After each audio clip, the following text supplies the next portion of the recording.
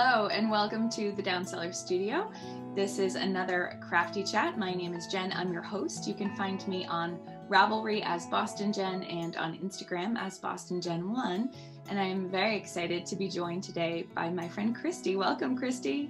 Hi, I'm Kristi, and you can find me as Chris Loves Wool on Ravelry and Instagram. Awesome. Kristi is a pro at this. She used to be a podcast host, the In a Snit podcast, for those of you who have been in the knitting podcast community for a while. And then you also sort of transferred over into YouTube for a little while there, right? You did some video content. Yeah, we started out as video, and then it went down to just me doing video. And then I think I went to just audio. Oh, I have it backwards. You're right. Obviously, you're right. The podcast. Yeah. It just became easier to do audio. And I found myself interested in audio. Like, I could listen to audio all the places, whereas sitting down and watching a video was limited. And I was like, well, if it's the thing I love to do, then I would do audio. So yeah, for sure. That's why I still have the Downseller Studio podcast, because as much as it's so fun to do this and to be able to hold something up and say, look at this thing and not have to describe it, I so love the portability of audio podcasts. Yeah, absolutely. And I like, my hand motions. Well, I guess now I have knitting in my hands, but my hand motions are like this. So if you were a student in my class, I'm like, it's gotten worse in Zoom land. It's like, what, so it's probably better to just, for me and for everybody involved, I probably create motions. Well, people can comment and let us know what they think, but I think we'll be good. Yeah. So I usually like to do a little sort of how do we know each other for folks who might be interested. And for those who listened or watched the video with commuter knitter Jen and I feel like we sort of have the same origin story where Michelle of the Actually Knitting podcast brought together some of us who were new in the podcasting space at the time. And we started a Google Hangout group and got to chatting and virtual knit nighting before that was really a big thing. And I think we were doing that just because, so we did the trip to Rhinebeck before we did some of those virtual knit nights. Did we? I think we did. And then sort of, we did, what did we do? We did the Stitches Midwest. Yes. Once. You flew in for that. And then we did Rhinebeck. And then I did another Stitches with you guys. I was there twice. Yeah. And then, and then I think it was just sort of like we needed time to catch up and connect between events. Between real life visits. Yeah. And so Kristi studied in Boston and we're about the same age, and we especially hit it off. I feel like we just have a lot in common. So yeah, we're the same age. I was watching one of your previous chats and you kept talking about how you keep referring to yourself as 41. Yeah. And I'm sort of sitting there doing the same thing. I turned 40 last year. I turned 41 in September. And I'm like, I keep sort of, am I 40? Am I 40? Am I 39? Yeah. I don't know anymore. It's glad to hear that someone relates, because we're so spoiled. Born in 1980, it's like, it's such simple math, and I hate math. So anything that makes it simpler is great. So the year ends up with 1. So I should be 41, but it's not June yet, and it's not September. No. And then my husband is a year younger than me. Well, not a year, but like a little less than a year, like 11 months or something. So he usually likes to make a big deal. So it makes it even more confusing because we're usually bickering about who's oldest and who's youngest and whether we're the same age for that 1 month out of the year. Yeah. And so it just makes it even worse. It's tough, Yeah. Well, I'm very excited to talk to you today because you do lots of different crafts in addition to knitting and spinning and all sorts of other things. And usually with some of the guests, we do a little bit of a preview, so I at least know sort of what kinds of things they're talking about, but we didn't do any of that. So I'm going to be so surprised. It's going to be great. So why don't you start out by showing us either something that you finished or something you're working on now? What are you excited about? Okay, I'll show you some. Okay, so I was telling you roughly that the pandemic hit and I had been out of my crafting mojo for a while. Like I just had too many things going on. And suddenly I needed something to do and I wanted something new. So I picked up some adult paint by number kits. And so that was, I did a bunch of them and I'm not going to show you all. I did two, I will show you two that I did that I actually really like. The first one that I did was to get the hang of it was this one. Oh my goodness, Kristi. It looks like a picture.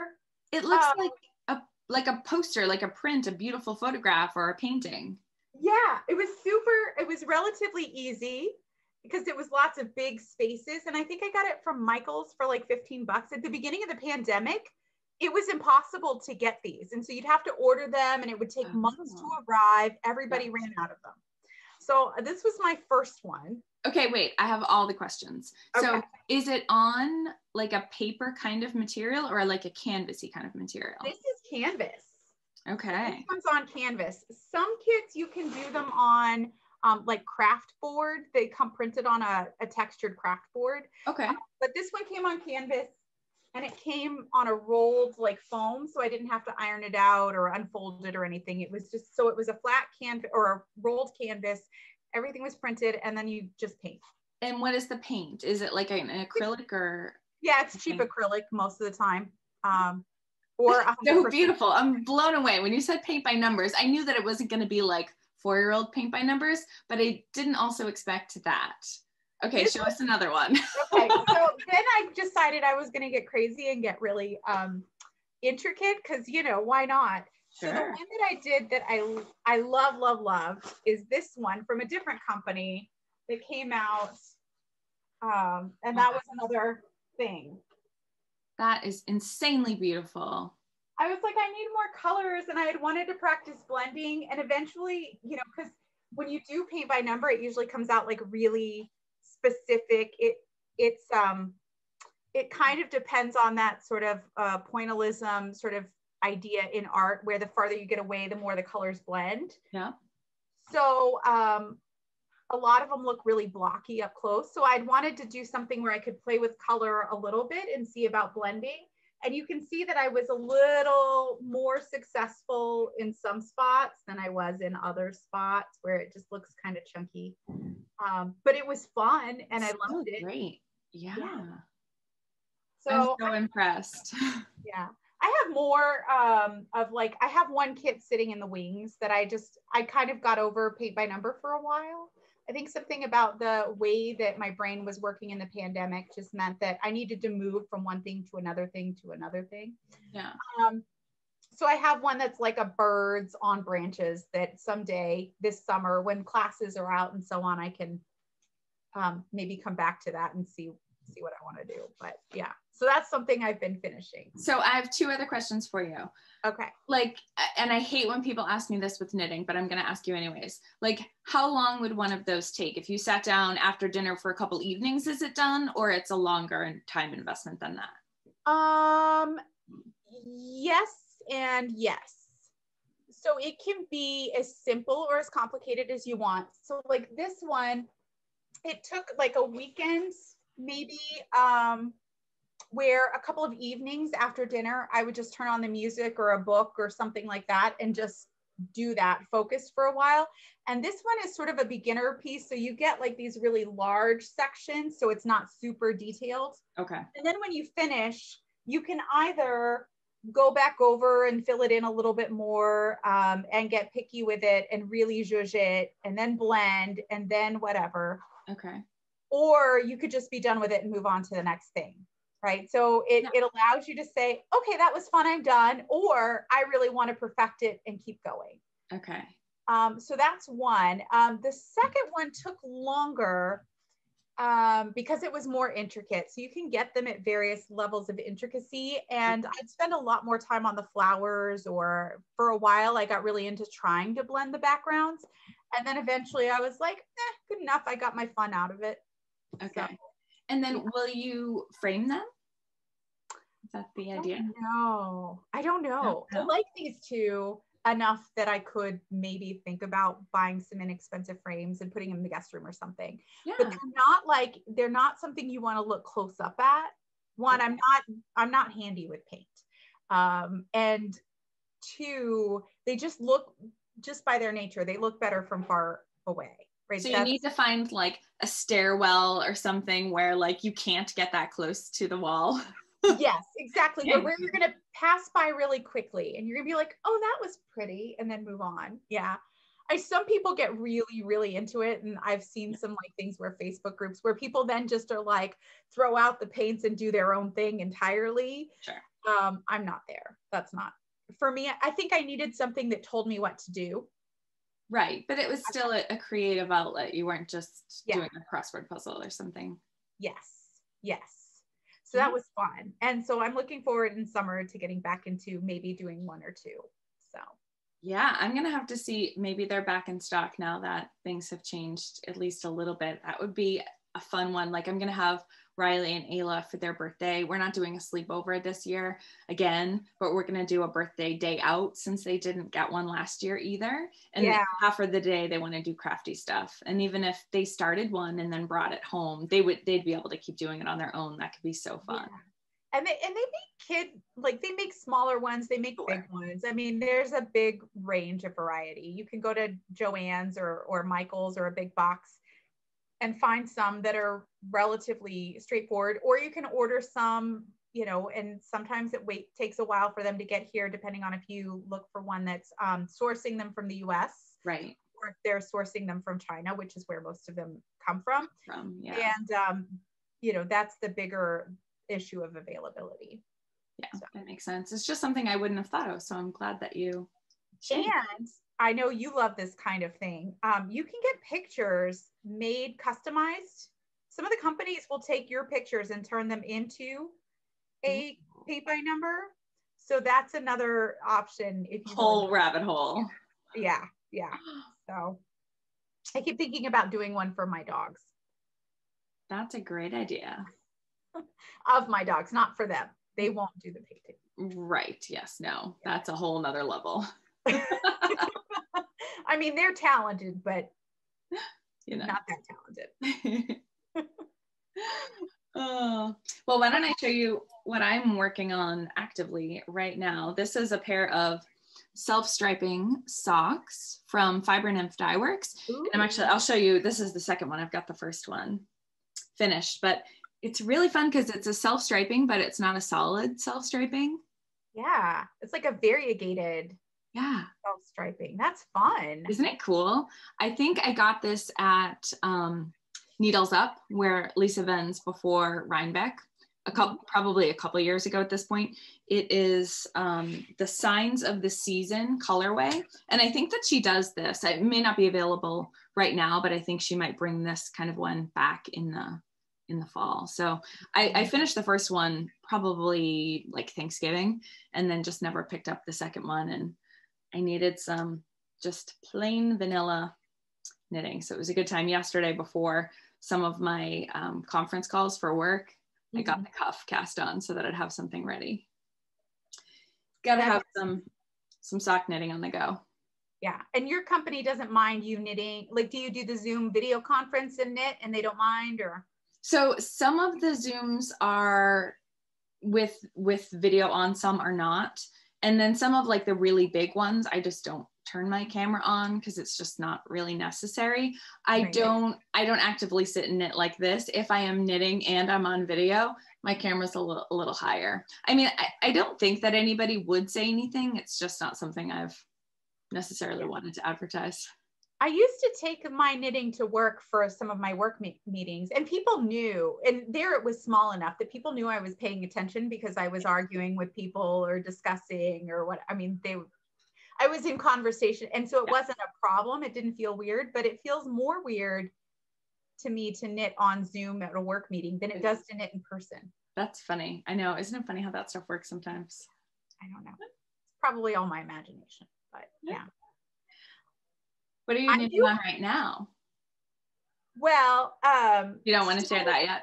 We can wait. No, I can say that. I was going to say I had just finished my one finished knitting project is socks too. Ooh. It's probably one of the only things I've finished of any substance in a long time. Was these socks. It's the Vanilla Latte Sock Pattern that's free on Ravelry with the Fishless Kiss Heel.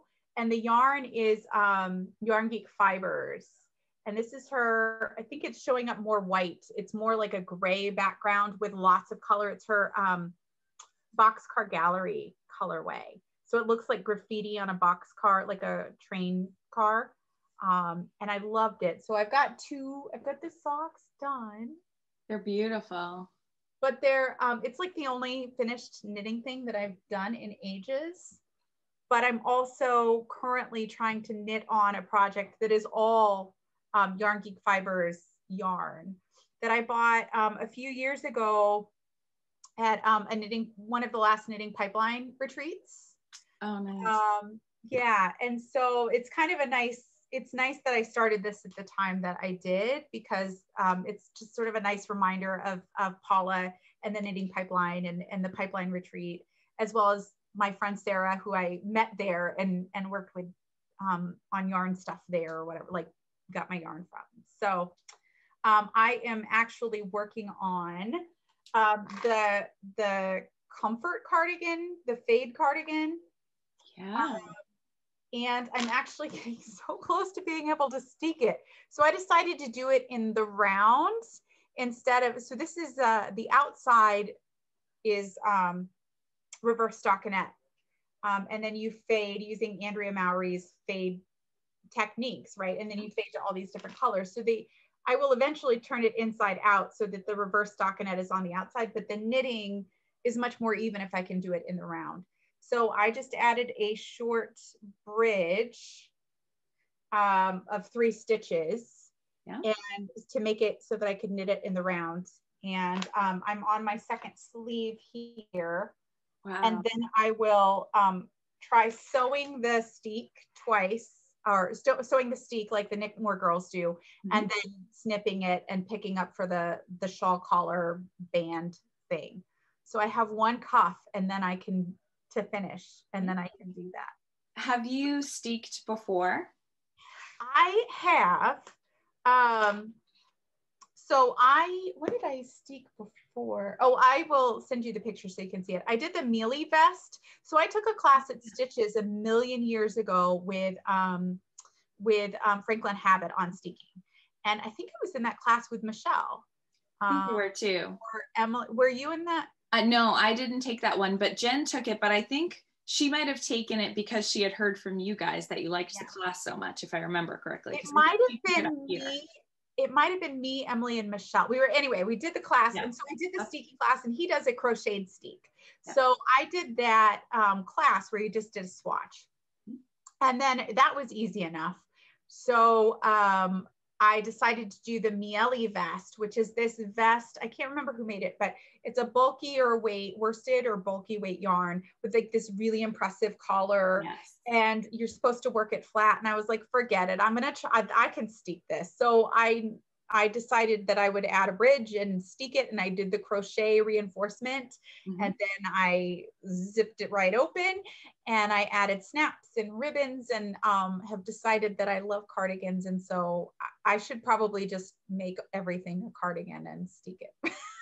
Nice.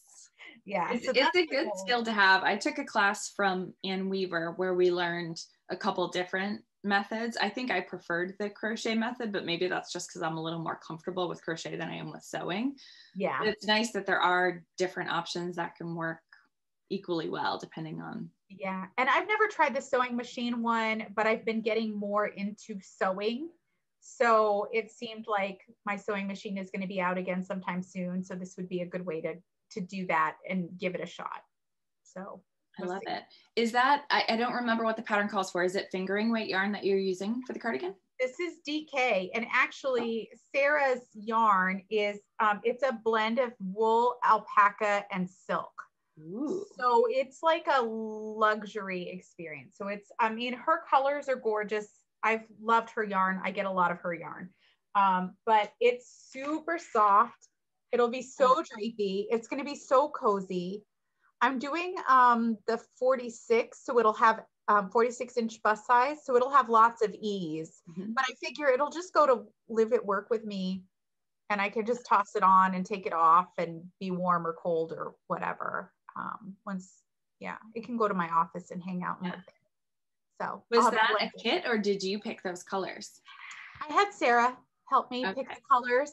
So it actually, I can't remember the process because it's been a couple of years, But it's funny because since this is all hand-dyed yarn, this is one colorway, this orange. Yeah. This other colorway is like a maroony color with the orange. So it's kind of blood orangey sort of a colorway. Okay. And it's called Endangered Species. And it's actually a lighter, less saturated version of this colorway, the end colorway.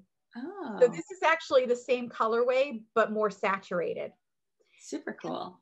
Then this one, the colors in the middle are actually pin oak, and they're the same colorway, but one is more saturated and the other is less saturated. So I treated them like they were different colorways to fade into. Yeah. But they're actually the same. So we just kind of picked them out, laid out the skeins and sort of put them in some sort of order that looked like they would make sense. Yes. So Sarah's shop is Yarn Geek Fibers, which you said earlier. She does beautiful yarns. I love her stuff. So we'll link to that and everything else we're talking about down below so folks can find. Yes. Yeah. Very cool. So I can't wait to snip into this. You're so close. Very close to snipping in. Very close. It's gonna be great. It is. And I mean, what a nice, like you said, it's like a luxury blend. It's going to be such a treat to put that on. Even if it's in the office, you'll be like, fancy lady. Yeah. Well, and it's probably the most expensive sweater I've ever purchased. And I bought the yarn specifically with that idea. And the idea of having this nice, big, cozy sweatshirt of a cardigan that's a little more polished because it's got silk. So of course it's polished. Yeah, for sure. Yeah. I love it. Thanks for sharing. That's so cool. Yeah. So you're always crocheting. What are you crocheting these days? I am obsessed with this Hydrangea stripe blanket from Lucy of Attic 24. And for those keeping track, this is now my second one. Actually, it matches my shirt quite nicely. There's 3 different colors of green. So I feel like the green is kind of the predominant, and then the lighter pink and like the burgundy, and then the oatmeal-y kind of color and the gray. So there's 7 colors in this one. The last one that I just finished recently, I had some neutrals in stash, and then I used minis of all different colors, which was very addictive and really fun. This sort of feels different from that perspective. You can probably tell I'm not specifically doing colors in a row, but I'm trying to just balance lights and darks a little bit and just have fun with it. It's a nice effect. Isn't it neat? I like the drama of that burgundy color. And the burgundy in that, is it a darker blue or is it, blue? I forget the name. I think it's called Orion's blue. It's a very bluey green color in person. And they add like a really nice drama to it. I thought so. Yeah. So it's really fun. I mentioned last time I talked about this that I'm doing this differently than the pattern calls for, in that you're supposed to go across and back. So 2 rows with 1 color. And I'm just doing 1 row of each color. So you can see sort of the scallops, I think, a little better than when you do a 2-row chunk. So I've modified it from the way the original pattern is written, but I'm really happy with it. Yeah. Oh, that's going to be nice and cozy. So this is for Dan's cousin is having a baby girl this summer. So this one. I thought you were going to keep this one. You're keeping the other one? No, the other one's also for a baby. So you're going to make a 3rd one? Most likely. It's really bad these days. I feel like now everything I make, I'm like, 1 for you, 1 for me, 1 for you, 1 for me. I can't help it, but I'm not sick of it yet. Although interestingly, my friend Melissa, hello, if you're watching, is making a excavation blanket. Have you seen that? So it's a garter stitch knit on the diagonal blanket, I think it's more of a recipe than a pattern. I haven't purchased it, but you use big needles and then you hold strands of yarn together. And the idea is you're excavating your stash. So sometimes she's holding 3 or 4 yarns together. Sometimes she's holding 2 yarns together if they're thicker. It's sort of whatever she needs to make it look like the previous rows.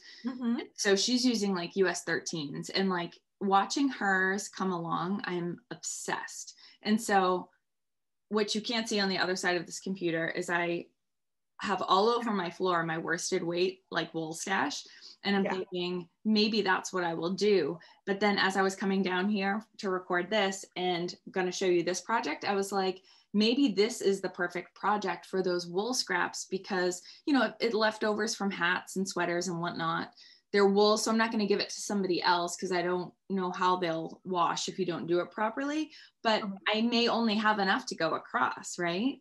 So now I don't know what I'm going to do, but I have like I have a couple of ongoing scrap blankets. And one of those follows that idea of that excavation kind of thing, but it's all fingering weight held double to get that. So, and I guess I've been out of the world of like, I just haven't been paying attention for a long time. I've barely been able to pay attention to what I'm doing. But that granny stripe blanket, scrap blanket that people were doing for a long time. So I started one, it's come along like a ways. And then it stalled out because I wasn't knitting socks. I was running out of leftovers to keep going with. So, but this one has grown so it's the same idea. So it's just a granny stripe, and I just randomly hold bits and bobs of yarn together 2 at a time, and they just kind of marl into one another. Yeah. So it's the same, you know, and eventually it'll be like, you know, a good size throw on the couch for movies and things like that. Yeah. But it's got a ways to go still. Well, that's kind of the good thing about scrap projects is they don't have to have a deadline unless you're just obsessed with it and you want to keep going, then fine. But it doesn't feel to me the same as like, oh, I have a sweater almost finished. It doesn't have that same kind of pressure to it. Yeah, I think I have 2 yarny scrap blankets, one of which has probably been on the needles for like 15 years, and it's going to be another 15 years before it's finished. Yeah. It's that mitered square. Mitered squares, yeah. Yeah, and it's a good size, but if I got the weird idea that I wanted to make it queen size, and so it's going to take me forever. Take a while, yeah. Whereas this one, it works up really quickly. Crochet works so quickly that you can just whip it right off. And sometimes I do. I pick it up and I'm obsessed, and I will monogamously work on that every night for weeks, and then I set it aside and have no interest. And then I've got like 2 other blankets going in various quilting plans. Okay. I've lost my mind. You can see how people go down those rabbit holes. So you've also, I know, picked up English paper piecing. Are those things that you make into quilts or no? Or not necessarily? Yes. So I don't, again, how I got it, I'm tangled. I noticed. It's okay. Yeah, so I've got like this random, I just decided I wanted to do it because you could just take it with you. Mm-hmm. So you build the quilt top modularly. So you can actually just take the stuff with you and get really nice crisp edges, and it just sounded fun because it's lots of things that you can take with your hands. So I've made all of these, where are they? These little I got a hexagon stamper thing. Mm-hmm. And so I make all of these little hexagons out of light cardboard. Mm-hmm. And then you take your piece of fabric square. You can either cut it down to this size with a little bit of an edge or seam allowance, or you can just take a square that's a little bit bigger, fold it over and baste it. Some people baste with glue. I baste with cheap polyester thread around the paper. And then you build the pieces together. I built them into triads. Okay. And then just because it creates a block of color, mm-hmm. like in a shape, but then I still I didn't want to plan too much. I wanted to just let it go, be what it could be, because I didn't want to math out the fabric. So yeah. I got a bunch of grays and purples with a couple of colors like fat quarters that were just off in some way. And so I've been building it at random. Wow. So it'll just be a big scattered grays and purples with greens and a couple of pops of greens and blacks in there when it's done. And again, it'll be throw size. And then as you hand stitch them together, which just becomes addictive. So you hand stitch them together, and when you've got enough of the pieces where they're bordered, you can then cut out the little cardboard again, pull out the basting stitches really easily, and then reuse the little cardstock to make more hexagons. Oh, so cool. You keep reusing them over and over again until they don't work anymore. You can see that would be addictive. Yes. And so, you know, when I'm in the mood, I can just baste fabric onto hexagons. If I'm in the mood for something a little more, I can stitch them into the little triads. And then when I'm in the mood for more, I can like assemble a blanket, and it feels kind of satisfactory. Very cool. Yeah. That's my favorite kind of project, where you can be doing different parts of it depending on what you need. Yeah. Yeah. That's really cool. Yeah. And I've just gotten so into the feeling of hand stitching things.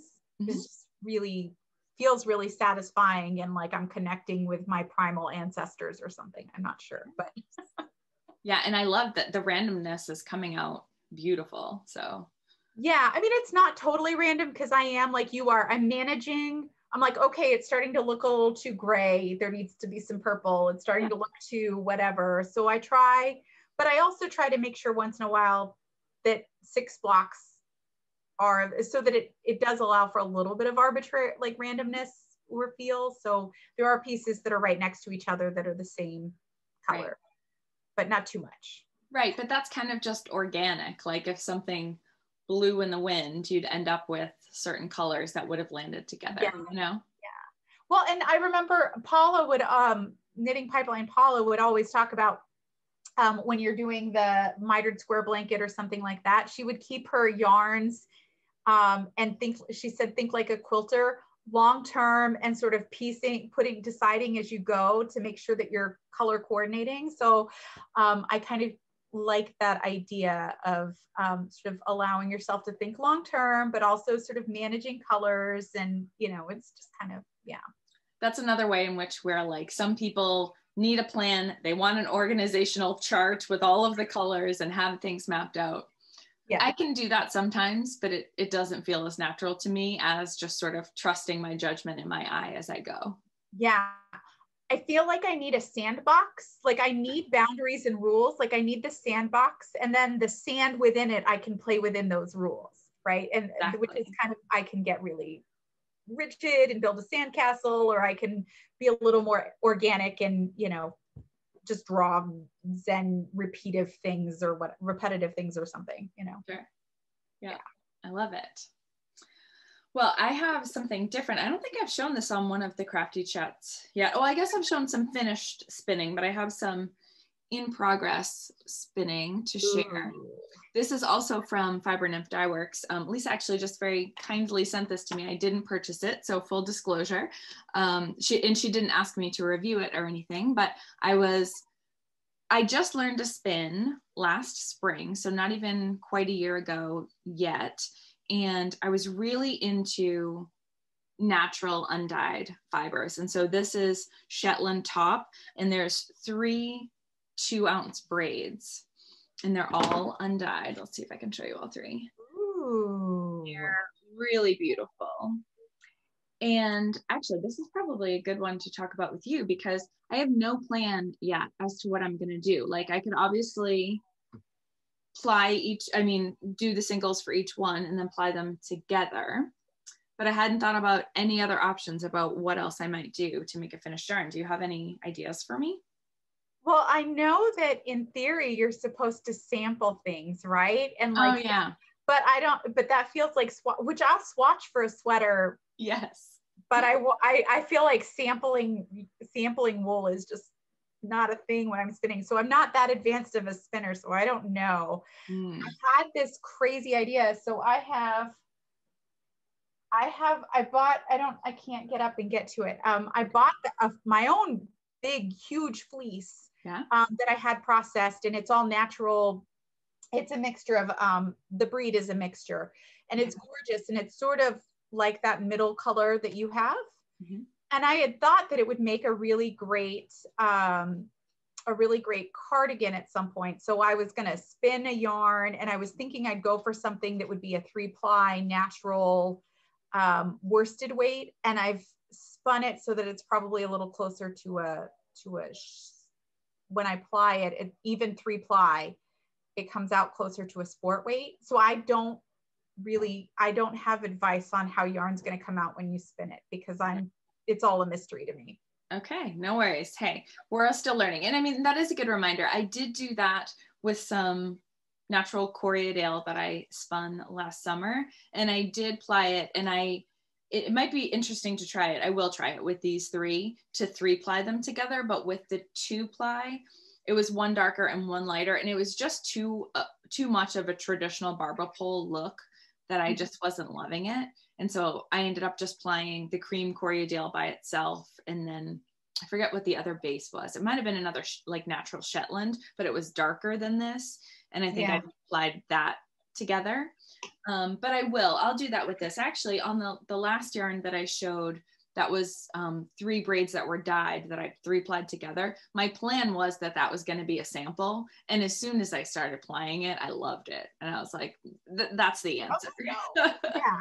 Well, and it's weird because I like that marled, I like it sometimes, and I don't like it all the time. When you take the 2 and blend them into 2, sometimes I like it, and sometimes it's too much contrasty.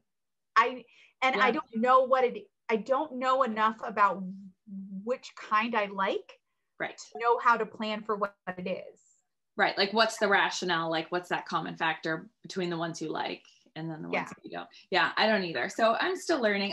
I'm not really worried about it. I still feel like I'm in that phase of like just spinning and working to get, a more consistent singles. Like, that is kind of my goal right now. And anything else, if the yarn comes out beautiful, that's a bonus. I'll use it for something, Yeah. And I think that's the thing that was hard for me about spinning.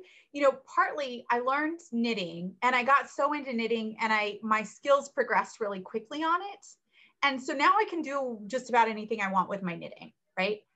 And be mostly satisfied, or know that I know how to fix it so that it'll work or not work or whatever. Whereas with spinning, it's frustrating because I'm not at that skill level. So the thing I want to make with the product, I know I can make, right, but I don't know if I can make the spinning reach that level.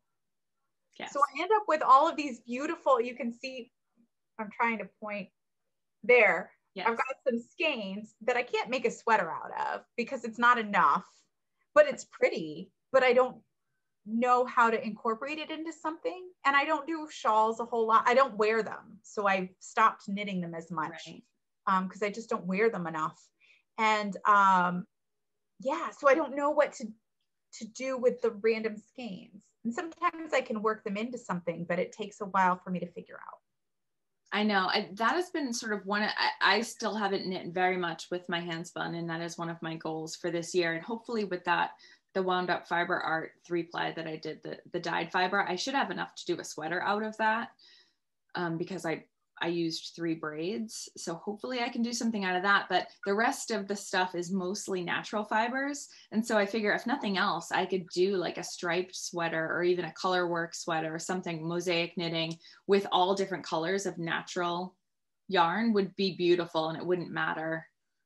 I guess you'd have to account for gauge but a lot of them have come out sort of around that sport weight. Yeah. Kind of depending on if it's a 2-ply or 3-ply or whatever. So yeah, I think I don't remember which spinning expert it was that said people really just sort of develop their default yarn that if you're not thinking about it, that's what you make. And so so I end up with a lot of stuff that's very similar, no matter how hard I'm trying to do a worsted weight something or a whatever, it all comes out the same ish. Yeah. Actually, I didn't say what I was wearing. This is maybe a good lead in. So this is my Go With The Flow shawl that was knit out of the first handspun that I ever had the privilege of knitting with, that our friend Emily gave to me as a gift. And I designed this shawl. It's called the Go With The Flow shawl. And I designed it for handspun because you and many of my other friends were saying, I'm a spinner, but I don't know what to make with my yarn. And I don't know, is it fingering, is it sport, is it DK, who knows what it is? And it's not super consistent. And the way that this works is you can follow exactly what I did when I used commercial yarn, which comes out to be a bigger shawl than this one is. But the way that it works is it's just percentages. So you cast on here and then you work until I forget what percent, then you work the center as long as you want it. And then you just decrease and do the other side to match. And so it's actually, maybe I need to make one of these. Yeah. Right. Yeah. And I love that one. And that one's great because it's more like it works like a scarf. I don't know what the part, yeah, I've just not been wearing the shawls. Yeah. Well, I mean, I haven't been wearing much of anything other than PJs for a year and a half. So,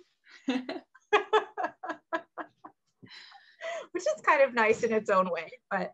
Right. And maybe we should ask folks if you have recommendations on things that we should make with our handspun, especially if it's, I mean, shawls would be great too, but other things, I would love suggestions. Yeah.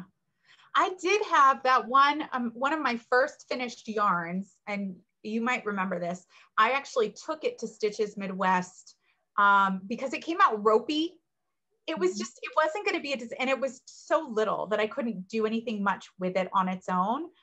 But I took it to Stitches and said, help me find, I think it was Knitting Notions or something. And I said, help me find a semi-solid kettle dye yarn that would work with this. And so we found like an eggplanty color. And then I just did random stripes in the yoke. And I remember that. Yeah. So it wasn't, and I used almost all of it because there wasn't much. And it was a different gauge, but because it was only 1 or 2 stripes at a time and it was very little, it didn't affect the shape of the garment itself. So that was a nice idea. Yeah, that's a great idea. And I mean, color work could work too, as long as the gauge isn't terribly off. Yeah. Yeah. So yeah, there's lots of possibilities. So I would love to see other ideas because otherwise I'll end up with a bunch of sweaters that just have like 1 or 2 or 3 stripes and, you know.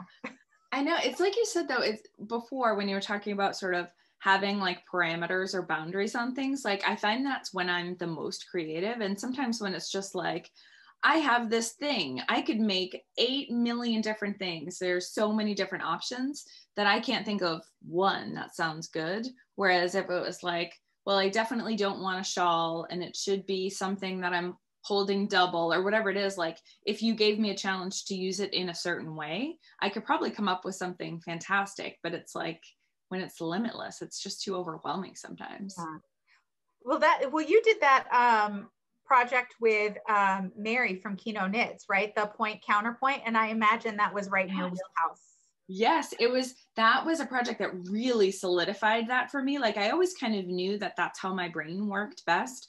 But yeah, the way that it works is that we both use the same yarns. And for the first one, you're just doing whatever you want. But with the second one, you have to look at what the other person made and not look at the instructions or the charts and then make something to go with it. And it was you already have the yarn picked out. You have something within that you need to incorporate in a way so that the two things will complement. And yeah, it just narrows things down so much, but there's still so much room for creativity. Right. You know? Yeah, I do. I mean, that's kind of my thing when I go yarn shopping or, you know, I actually hated yarn. I hate yarn shopping. And I say that like I hate it in the way that I love it too, but you walk into a yarn event and there's so much yarn that I become like overwhelmed by the possibilities that I end up not buying anything. Yes. Or I buy everything with no sense of for me, I have to have parameters. Yeah, I do the same thing. Like often I go to Rhinebeck and by like the end of Saturday, I'm like, I bought 1 skein of yarn. And my mom's like, didn't we come here to do that? I'm like, yeah, I can't, like, sometimes it is just so overwhelming. And yes, if I make a list, sometimes that helps, but sometimes it doesn't either, right? Like you still have to find the right weight of yarn in the right color, that they have enough yardage to do the thing that maybe you had in mind. It still doesn't mean you're going to find your match, but yeah. It becomes really, and then usually once I get 1 or 2 purchases in, then I end up on the other end of things where I'm like, okay, I'm buying everything. Right. Yeah. Break the seal. Yeah. Oh, I love it. Is there anything else that you want to show us while I've got you? Is there? Okay, so I've also decided, I'll tell you, that I have also decided that it wasn't enough to have hexagons and English paper piecing, because I need more blankets. Yeah. Right. I mean, clearly we all do. So I need a lot more blankets. There's 2 more things to tell. One's a blanket, one's not a blanket. I love it already. I met a friend at our local quilting shop. Okay. I decided I wanted to hand, because it's not enough to have one hand from beginning to end done quilts. I decided I needed 2. Sure. So I bought like 5 or 6 different fabrics in different yarn, or different fabrics in different fabrics in colors that I thought would coordinate, so that I could make a patchworky quilt that I could just do by hand. Okay. So I've got this fabric, there's a little bit of pink, there's a white color, Nice. there's this green, so it's all floral. Mm-hmm. I think that's all of, and there's one more color in there, I think. And you picked these out again. This wasn't a kit. I picked them out, and then I cut them into 5 by 5 squares by hand. And now my job is to go through each of these and make my registration marks, which means basically draw the lines on the back. So I have to go by one and draw the, so that it's 4, what does it come out to? 4.5 by 4.5, so that I have the lines, because since I'm doing it by hand, you have to be able to tack the pieces together and line them up from both sides and pin them, so that you can just run the stitches along the line. Okay. So I'm in the process of drawing lines. It's a lot of prep. So is that one of those pens, I'm guessing, that washes out once you wash it? It is, but it doesn't have to be. Although it's the back, right? Because it's the back and you're actually sewing along that, so it'll get nested into the seams anyway. Okay. So nobody will ever see it. So if it doesn't wash away, it doesn't matter. Nice. So I'm doing that. I'm very early on in this. It's going to take me a while, but it's one of those things where when I don't want to do anything else, I can draw lines. And then the other wild and crazy thing, I have a finished product to show you that you're not going to be able to.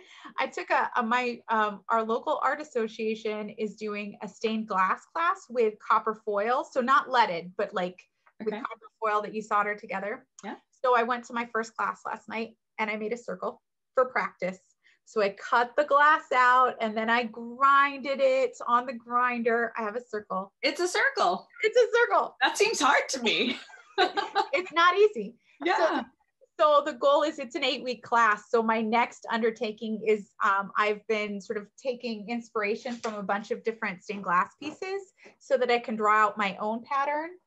And then the next 8 weeks are going to be like cutting it in the class and then soldering it together and wrapping it and all these things. So I'm looking at cardinal-y things and other kinds of birds so that I can draw my own pattern to make it. So I've gone crazy.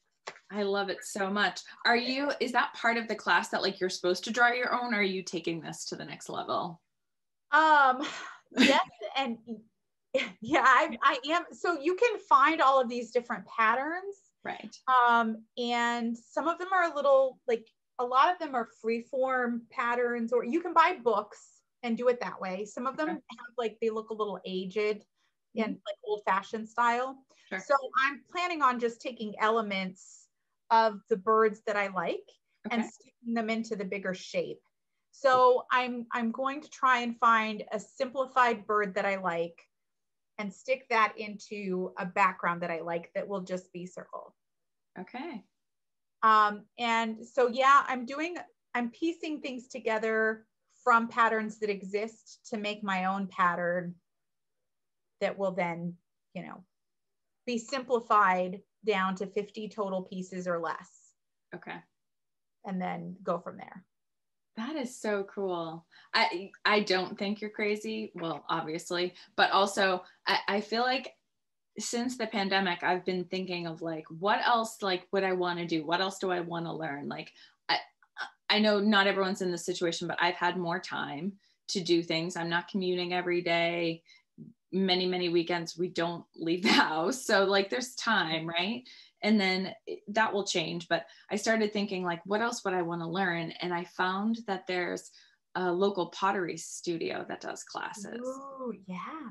And I'm like, I'm so obsessed. Like anyone who's watched this channel for any length of time knows that thrifting is like one of my favorite hobbies.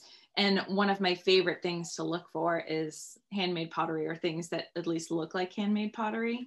And like the idea of opening my cabinets and like having bowls or dishes or things that I made in there is like very exciting.